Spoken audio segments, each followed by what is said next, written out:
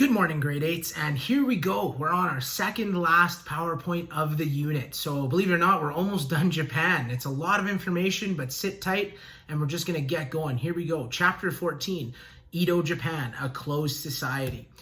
Chapter 14, worldview inquiry. In what ways might a country's choice to remain isolated both reflect its worldview and result from its worldview? Geography, economy, and values are the aspects of the worldview that are going to be examined here. So where it's located, how they exchanged goods, and what did they value? What kind of beliefs did they have, and stuff like that.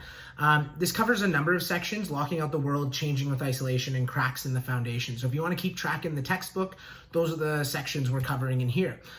So locking out the world, section 1. In the early 1500s, Japan had welcomed Portuguese traders and their fashion and firearms.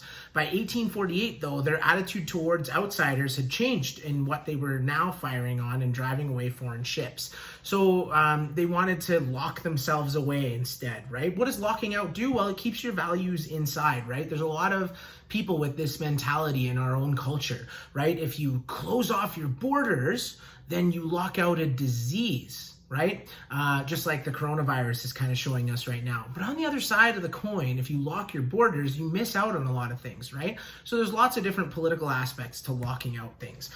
There were threats from the West as well. By the later 1500s and early 1600s, the ruling shogun considered foreigners a threat to its military control because they believed that if the daimyo acquired European weapons, they might try to challenge the shogun's authority. So on the other side of it, it wasn't just values. It was, well, what if through trade we get more weapons and then these people who are against us, like the last PowerPoint kind of talked about, end up fighting against us as well.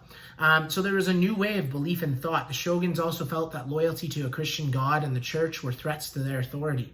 In 1614, he ordered all Christian missionaries to leave the country. Churches were destroyed, and any Japanese Christians who refused to give up their new faith faced execution. So this is another repetitive thing, right? We even remember during the Aztecs unit, it was like, oh, if you don't want to convert, then you die, right? That's pretty huge. Thankfully, those things don't happen too often in our world today. The persecution lasted until 1640, and it's estimated that many thousand Japanese Christians and about 70 missionaries were actually executed. Many daimyo ordered to give up their new religion did so, but many ronin and peasants were defiant to these orders. So they cut off contact. Even though missionaries were banned from Japan, they continued to sneak in as traders. As a result, they passed an isolation law, right? The penalty for breaking laws was death. 5 terms of exclusion laws. All Christian missionaries and foreign traders were forced to leave Japan. Newcomers were no longer allowed to enter. The Japanese were not allowed to go abroad. Ships large enough to make long voyagers could no longer be built, and existing ones were destroyed. Japanese who were out of the country were forbidden to return, and most foreign objects were forbidden. All foreign books containing a Christian message were banned. Scientific books were forbidden. Imagine if all foreign goods were banned. We wouldn't have Nintendo Switch.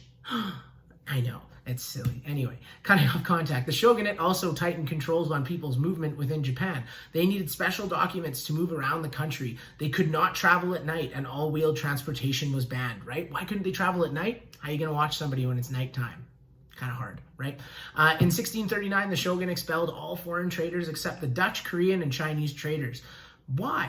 You can't keep everyone out, but at the same time, if they were willing to abide by their rules, they could keep them in and they could kind of control it, right?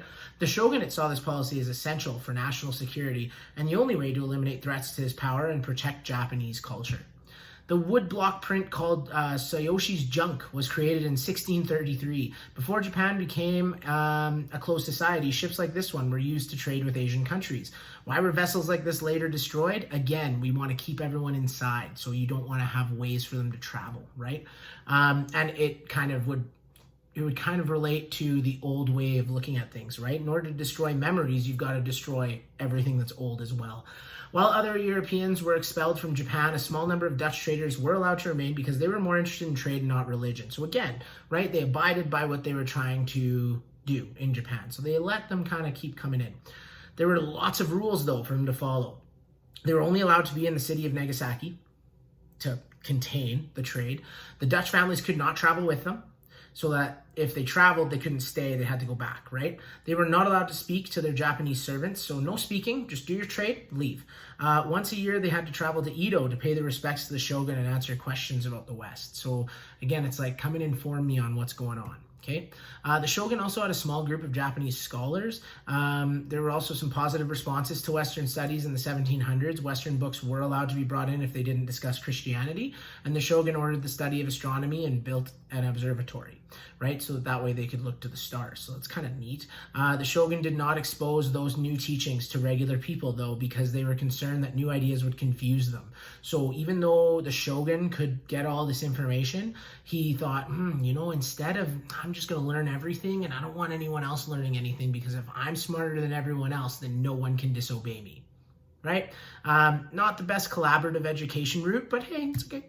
Maintaining rule in Japan. So here's that nice pyramid of feudalism again, right? Shogun, daimyo, samurai, peasants, merchants, etc. During all the exclusion, Japan maintained their feudal system. They restrict rigid and social structures, okay? The shogun was determined to prove that Japan was strong and his rule was strong. Now, changes start to happen, okay? Japan was stable, and it had changed very little in 250 years. The interactions within the country had helped establish its own kind of society. The Japanese wanted to live in a society that embodied things they found important: peace, safety, security, harmony, respect, a sense that everyone has their own place, leisure, and personal expression and enjoyment of the arts, sports, entertainment, or crafts. So it's pretty balanced if you look at it that way, right? Nice list. Peace and security, though, comes at a cost. Life is controlled by rigid rules, which means you couldn't really advance in social classes. You weren't encouraged to think for yourself. There was little personal freedom. Imagine, we've had this discussion in classes before, where I say you all come in and you all dress exactly the same and you all talk exactly the same and you all have the exact same haircut and you all, that'll work for only a short amount of time.